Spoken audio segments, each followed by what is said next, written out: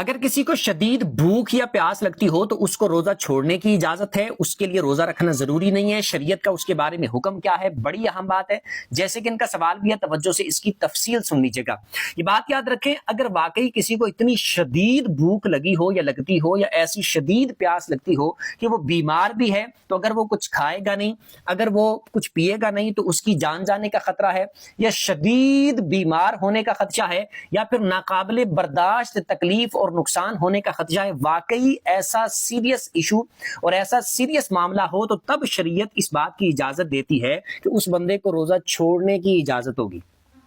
اسے اجازت ہوگی۔ لیکن جب بعد میں تندرست ہو جائے، جب ٹھیک ہو جائے، تو باقی جتنے روزے رہتے ہیں ان کو رکھے گا، اور جتنے روزے اس حالت میں چھوٹ گئے، جو تکلیف کے حالت میں چھوٹے ہیں، ان روزوں کی قضا اسے رکھنی پڑے گی۔ لیکن مثال کے طور پر اگر آپ اس کو یہ سمجھیں کہ کسی کو بھوک لگتی ہے، پیاس لگتی ہے، تو مطلقاً اسے روزہ چھوڑنے کی اجازت ہوگی، ایسا نہیں ہے۔ یہ شدید کسی کے ساتھ مسئلہ ہو، جیسے میں نے بتایا۔ اب مثال کے طور پر کسی بندے نے روزہ رکھا ہے تو لازمی بات ہے اسے بھوک تو لگے گی، روزہ رکھا ہوا ہے تو اسے پیاس تو لگے گی،